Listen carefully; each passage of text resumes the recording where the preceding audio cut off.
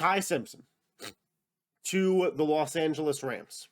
Obviously, the Rams got this pick from their trade with the Falcons a year ago, and they go with quarterback Ty Simpson. And I guess I'll start with the thought process that I think that the Rams went through here.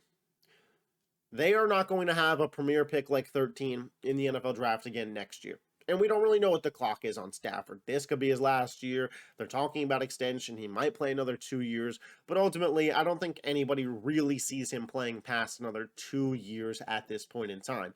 However, he is just coming off of an MVP season. We've kind of seen this storybook with Aaron Rodgers before when the Packers drafted Jordan Love, and then he ended up sitting way longer than any of us expected. But I digress. However, that logic point to it aside, where it's like, hey, we probably won't be in a position to pick a quarterback that we love this much again in the near future. This is a dumb pick for a couple of reasons. One, I think being Ty Simpson just isn't worth the 13th overall pick at this point in time. We saw 8 really good games from him. Just not enough on film, personally, for me to be comfortable with any team taking him at 13. Whether that was the Jets or the Cardinals or like a quarterback needy team taking Ty Simpson this high, I thought would have been a whiff. Let alone the Los Angeles Rams.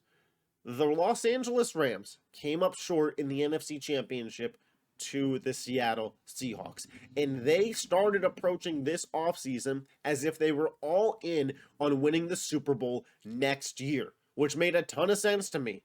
McDuffie, Jalen Watson, you round out that secondary. The corners were your big problem last year. You went all in. You traded a ton of draft capital to get McDuffie. You gave Jalen Watson a ton of money. McVay, he's coming back. Stafford, he's coming back. He's older. You got an older team. Devontae Adams is still on the squad. All the chips are seemingly in on going for a Super Bowl. And then you have a prime pick at 13 that you spend on a player who ideally doesn't play. What you would want Ty Simpson to contribute to a Super Bowl run in a perfect world is a fucking 0, dude. A 0. You would hope he never plays next year.